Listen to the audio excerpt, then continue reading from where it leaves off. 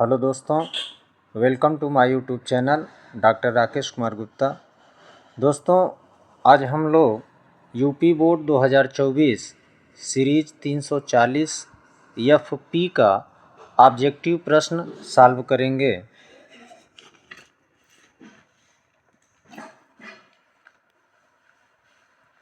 पहला प्रश्न है, अनुकूलतम जनसंख्या का सिद्धांत के समर्थक हैं। पहला डाल्टन, दूसरा चार्ल्स कूले, तीसरा माल्थस, चौथा वेबर। पहला सही है डाल्टन। दूसरा प्रश्न है, वह व्यवस्था जो एक समाज में लोगों के वर्गीकरण के साथ एक अधिश्रेणिक संरचना को अधिक्रमित करती है कहलाती है। पहला सामाजिक असहिष्णुता, दूसरा सामाजिक विवरण, तीसरा सामाजिक विभेदीकरण, चौथा सामाजिक स्तरीकरण। विकल्प चौथा सही है, सामाजिक स्तरीकरण। तीसरा प्रश्न है, हरित क्रांति का संबंध किस क्षेत्र से है। पहला दुग्ध उत्पादन से, दूसरा कृषि उत्पादन से, तीसरा सब्जी उत्पादन से, चौथा मत्स्य उत्पादन से। इसमें दूसरा ऑप्शन सही है, कृषि उत्पादन से। चौथा प्रश्न है, औद्योगिक क्रांति सर्वप्रथम कहाँ हुई। पहला ऑप्शन है अमेरिका, दूसरा रूस, तीसरा इंग्लैंड, चौथा फ्रांस। तीसरा ऑप्शन सही है, इंग्लैंड।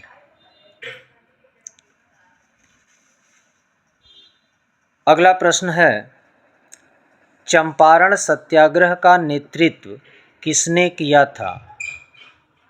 पहला ऑप्शन है डॉक्टर राजेंद्र प्रसाद, दूसरा महात्मा गांधी, तीसरा जवाहरलाल नेहरू, चौथा जयप्रकाश नारायण।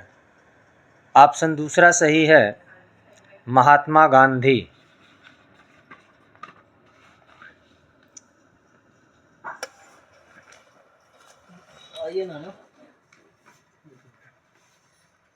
छठा प्रश्न है, भारत में आधुनिकीकरण का प्रमुख कारण है।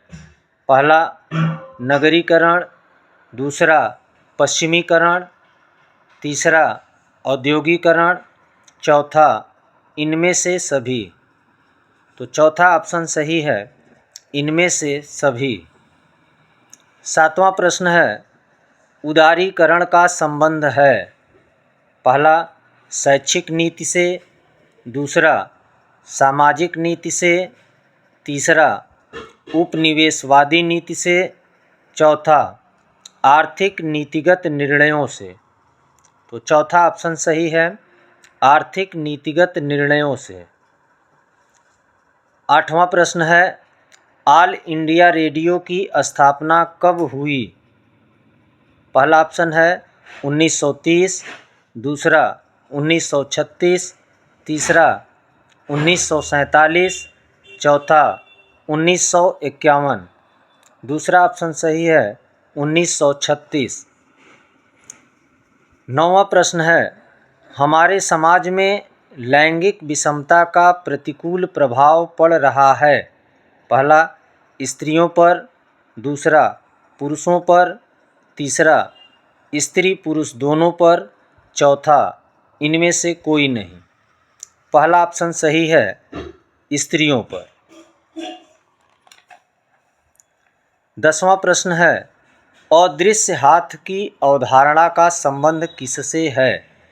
पहला आर.के. ब्राउन, दूसरा मार्शल, तीसरा स्पेंसर, चौथा स्मिथ।